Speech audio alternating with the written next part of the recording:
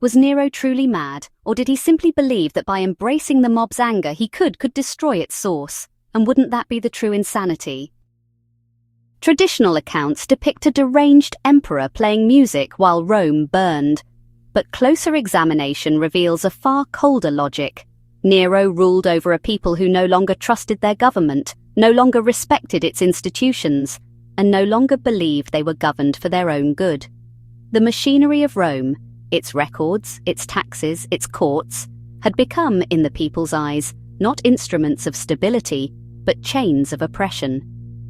Faced with a society seething with resentment, Nero may have set the fire not to watch Rome suffer, but to destroy the very administrative memory that bound the people in bitterness, hoping to renew their loyalty by breaking the state's invisible hold. This deep alienation was not sudden. Augustus had built Rome's empire on an intricate foundation of memory, census rolls, tax ledgers, property records, that allowed unprecedented stability and order. Yet the same meticulous record-keeping that made Rome strong also sowed the seeds of decay. Over time, bureaucracy expanded and grew more distant from the lives of ordinary citizens. Rome traded freedom for stability, but in doing so, created a hidden resentment that steadily corroded the trust between rulers and ruled. What began as a brilliant administrative achievement slowly turned into a system seen as exploitative and indifferent, a lesson lost on many modern reformers who believe efficient systems can expand endlessly without breeding resentment. Tiberius, Caligula, and Claudius each accelerated the decay in their own ways. Tiberius turned agencies into tools of fear, Caligula made public welfare a mockery, and Claudius buried Rome under mountains of useless decrees. Together, they transformed Rome's administration from a source of order into a labyrinth of surveillance, waste, and confusion. Each layer of dysfunction deepened public alienation. The people's growing distrust of institutions was not irrational.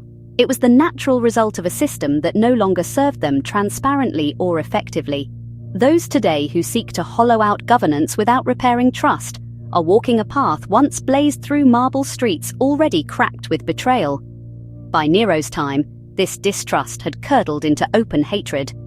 Bureaucratic agencies were seen as parasites. Records, once the tools of citizenship, were despised as instruments of enslavement.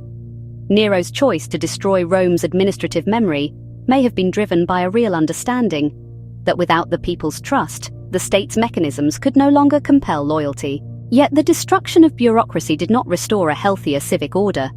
It erased the structures that made civilization possible. Those who today call for burning down bureaucratic deep states or dismantling welfare empires should remember. Once memory and administration are gone, chaos is not freedom, and disintegration is not justice.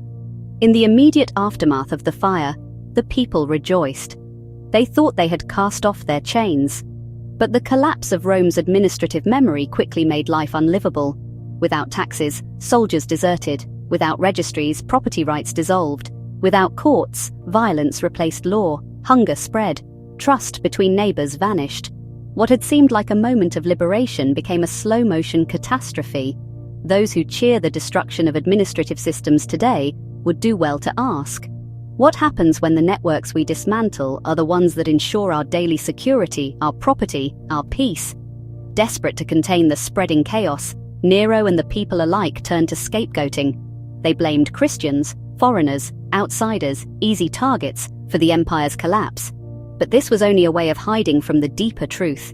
Rome had not been destroyed by a fire or by foreigners, but by its own internal decay, by the people's own rejection of the structures that made collective life possible. It is always easier to blame the vulnerable than to confront how resentment and mistrust corrode institutions from within. History shows again and again, when societies fail, they turn against their weakest, but doing so never rebuilds the ruins they have made. Nero gambled that by destroying Rome's memory, he could regain the people's loyalty, but once trust was lost, it could not be recovered with fire. The people cheered the collapse of administration, but withheld the cooperation Nero needed to govern. Without memory, Rome became hollow. Without trust, it became ungovernable. Today, the temptation to burn down the administrative structures we dislike is strong. But if we forget why those structures existed, to hold society together across generations, we risk repeating Rome's fate, celebrating freedom in the ashes of a world we can no longer live in.